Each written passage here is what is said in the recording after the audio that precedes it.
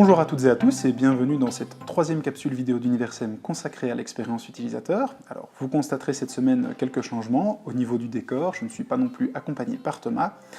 Au vu de la thématique de cette semaine, à savoir la mauvaise expérience utilisateur et les moyens dont nous disposons pour la mesurer, je pourrais justifier ces changements par la mise en place d'un test AB, ces fameux tests visant à évaluer les performances de deux versions sensiblement différentes de votre site web ou de votre application.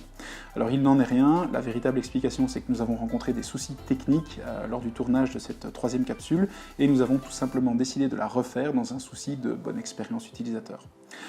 Lors du tournage initial, Thomas voulait justement insister sur l'importance de l'expérience utilisateur en ligne, mais également hors ligne.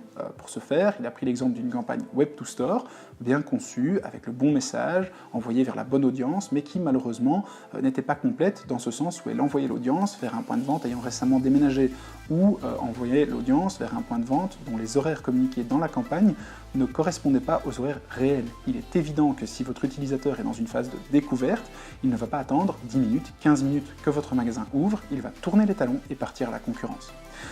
Thomas insistait également sur le fait que si vous décidez de mettre en avant un produit spécifique dans votre campagne, il faut que ce produit soit disponible dans le magasin.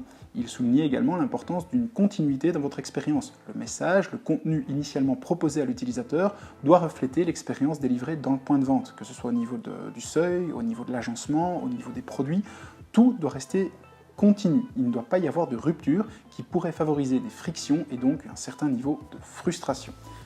Alors si on revient dans l'univers des sites web, qui nous intéresse plus particulièrement chez Universem, Thomas avait trois exemples. Le premier, c'est celui d'un site web avec un très beau, très grand banner qui ajoute une petite flèche, vous voyez cette petite flèche en dessous du banner pour indiquer aux visiteurs que du contenu se situe en dessous et qu'il faut donc scroller.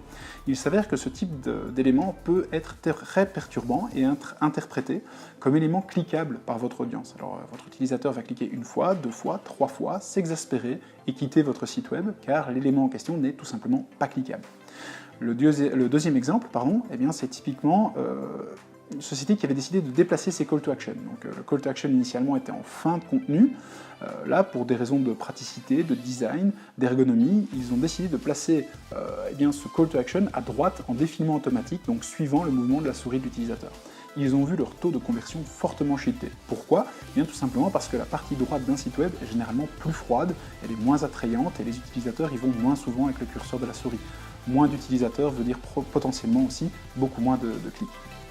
Le troisième exemple utilisé par Thomas, c'est une version mobile d'un site web où les éléments cliquables sont trop rapprochés les uns des autres, et donc votre utilisateur veut cliquer sur le premier lien, glisse, clique sur le second, se retrouve sur une page qu'il ne désirait pas voir à la base, se frustre et finalement décide de quitter votre site. Alors il existe plein de technologies pour pouvoir mesurer le niveau de satisfaction ou de frustration de vos utilisateurs, cette fameuse expérience, notamment Hotjar qui permet de faire des cartes de chaleur, donc vous permettant d'identifier ces zones attrayantes au regard et au curseur de votre utilisateur.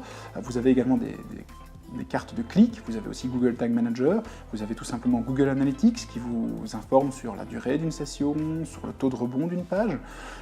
Donc voilà, ça ce sont tous des outils que je vous invite dès aujourd'hui à mettre en place et à utiliser pour prendre de bonnes décisions en matière d'expérience utilisateur. Alors, on ne va pas terminer cette série sur une note un peu négative, et donc je vous invite d'ores et déjà à nous rejoindre la semaine prochaine pour une quatrième et dernière capsule vidéo consacrée à l'expérience utilisateur. Thomas sera de retour et vous prodiguera 5 conseils simples et efficaces pour améliorer l'expérience utilisateur sur votre site web mobile. Donc voilà, rendez-vous la semaine prochaine.